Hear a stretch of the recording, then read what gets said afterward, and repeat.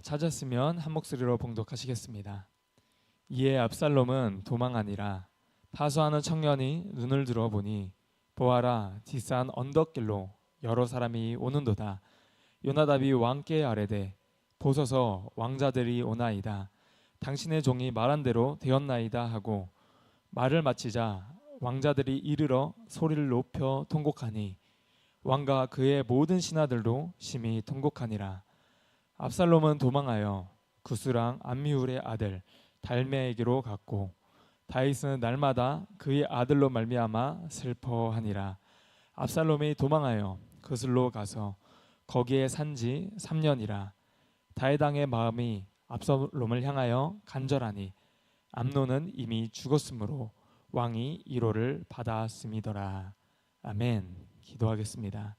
하나님 아버지, 오늘도 예배로 하루를 시작하게 하시니 감사드립니다. 하나님, 오늘도 우리가 주님의 음성을 듣게 하시며 그 음성대로, 주님의 그 말씀대로 살아갈 수 있도록 성령 하나님 도와주시옵소서. 우리가 죄 가운데 살아가지 않도록 우리가 항상 제 말씀이 떠오르게 하시며 제 유혹이 왔을 때도 하나님 말씀으로 말미암아 그 제 유혹을 넉넉히 뿌리칠 수 있도록 주님 우리를 도와주옵소서. 우리가 날마다 이 세상 가운데 살아갈 때에도 믿음으로 승리하게 하시며 주님의 은혜로 말미암아 살아갈 수 있도록 주님 도와주십시오. 날마다 우리가 주님을 알아가기 원합니다. 주님께 가까이 나아가는 자들 되게 하여 주옵소서. 우리 주 예수님의 이름으로 기도드립니다. 아멘. 드디어 큰 사고가 났습니다. 압살롬이 암논을 죽이는 사건이 일어납니다. 그런데 이게 너무도 충격적인 사건이었기 때문에 이 사건을 두고 여러 가지 소문이 이제 퍼지기 시작하는데요. 다윗에게는 압살롬이 왕자들을 모조리 쳐 죽여서 한 사람도 살아남지 못했다는 소문이 돌기 시작합니다.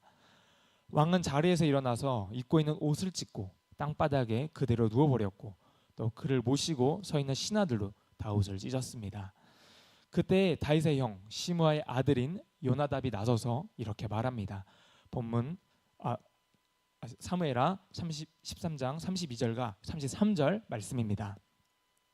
다윗의 형 시므아의 아들 요나답이 아뢰어 이르되 내 주여, 젊은 왕자들이 다 죽임을 당한 줄로 생각하지 마옵소서. 오직 암논만 죽었으리이다.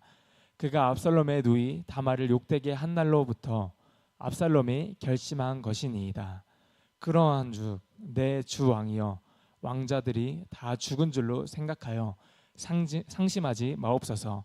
오직 암논만 죽었으리이다 하니라. 이 말에 이 요나답이 어떤 사람인가를 보여줍니다. 다윗을 위하는 듯한 발언을 하고 있지만 요나답이라는 사람은 교활하고 또 기회주의적인 인물임이 드러납니다. 사실 요나답은 암논의 죽음을 초래한 장본인입니다. 강교한 꾀를 제시해서 암논으로 하여금 다말을 범하게 만들었고 결국 암논이 죽도록 유도한 자가 되어버렸습니다. 그리고 이 모든 상황을 뒤에서 다 지켜왔습니다. 그리고는 지금 다윗에게는 뭐라고 말합니까? 압살롬이 암논을 죽일 수밖에 없었다고 말하면서 어쩌면 암논의 죽음에 연루된 이 자신의 책임을 회피하고자 했을지도 모르겠습니다. 혹시나 자기가 뒤에서 이 사주한 것이 드러날지도 모르니까요. 요나답은 암논의 범죄에 직접적으로 동참하진 않았지만 그가 악하고 교묘한 꾀를 주었습니다. 그에게도 분명한 잘못이 있습니다. 우리 주위에서도 요나답과 같이 우리를 부추기고 또 악을 계획하며 또 죄로 이끄는 자들을 경계하고 조심해야 합니다. 계속해서 본문 35절을 읽도록 하겠습니다. 요나답이 왕께 아뢰되 보소서, 왕자들이 오나이다. 당신의 종이 말한 대로 되었나이다 하고, 종이 말한 대로 되었나이다. 요나답의 간사함이 그대로 드러나는 구절입니다. 그는 이미 압살롬이 다말의 일로 인하여 암논을 살해할 것을 충분히 예측했을 것입니다. 그렇다면 신하로서 미리 이 같은 사실을 다윗에게 기뜸하여 사전에 이런 비극을 막도록 해야 했습니다. 그런데 이를 외면하고 사건이 벌어진 후에야 마치 다윗을 위로라도 하듯이 자신의 추측이 맞은 것을 자랑하고 있습니다. 요나답의 교활함을 우리가 볼 수 있습니다. 우리 주변에도 이런 사람이 있을 수 있는데요. 이런 자들은 여러 공동체를 어지럽힙니다. 거짓말로 공동체를 힘들게 만들고 또 악한 꾀를 계속 꾸미고 오로지 자신의 입신양면을 위해 사는 사람들이 있습니다. 오로지 자기 자신의 이익을 위해서 사는 사람들은 이렇게 요나답과 같은 모습을 우리가 보게 됩니다. 계속해서 37절입니다. 네, 본문의 37절입니다. 압살롬은 도망하여 구스랑 암미울의 아들 달메에게로 갔고 다윗은 날마다 그의 아들로 말미암아 슬퍼하니라. 그리고 이제 압살롬은 어떻게 됩니까? 도망합니다. 압살롬이 도망쳐서 간 곳이 구스랑 암미울의 아들 달메에게로 갔다고 나옵니다. 구슬이라는 곳은 이스라엘 바로 북쪽에 인접해 있는 나라로 아람 소국들 중 하나입니다. 다윗은 당시 구스랑 달메의 딸 마아가 정략적인 결혼을 한 상태였습니다. 그리고 마아가에서 태어난 자식이 바로 압살롬이었기에 구슬이란 나라의 우호적인 관계를 맺고 있었습니다. 그러니까 구스랑 달메는 압살롬의 외할아버지였습니다. 쉽게 말해 지금 외할아버지에게로 도망친 것입니다. 압살롬이 거기로 도망간 이유가 되는 것이죠. 그리고 날마다 다윗은 그의 아들 압살롬으로 말미암아 슬퍼합니다. 이번에도 암논의 죄와 또 마찬가지로 압살롬의 죄에 대해서 다윗은 아무런 해결을 하지 못하고 그저 슬퍼만 하고 있습니다. 이처럼 다윗의 범죄로 인해 한 가정과 또 나라가 공의를 잃어버리게 되는 비극이 찾아옵니다. 공의가 사라진 이 가정과 나라는 절대로 하나님의 나라가 온전히 세워질 수 없습니다. 개인과 공동체 또 하나님의 의로움이 사라지면 그 공동체는 평안할 수가 없습니다. 그리고 38절과 39절에 이 현실적인 결과가 나타납니다. 본문 38절과 39절입니다.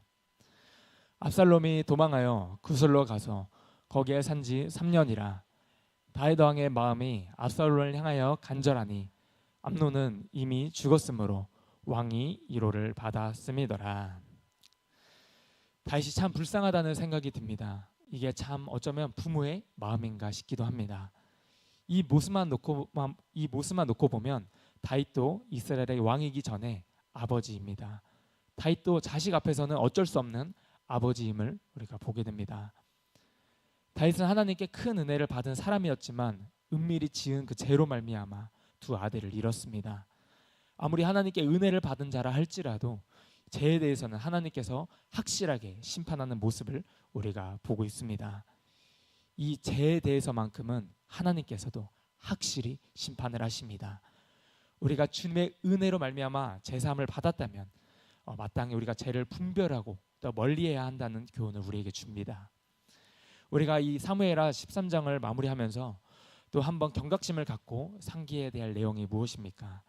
바로 다윗의 아들의 음행과 살인, 이 범죄하는 이 모습의 형태들, 이 모든 것이 바로 다윗의 범죄와 유사하게 닮아 있다는 것입니다.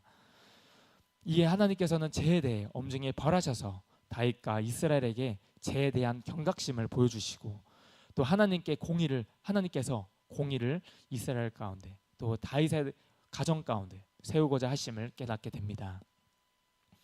무엇보다도 다윗이 왕이라는 그 책임 있는 자리에서 범죄한 것이 그 후유증이 너무나 컸습니다. 하나님께서도 많이 맡은 자에게 많이 물으신다고 하신 그 말씀처럼 반드시 그 책임을 물으십니다.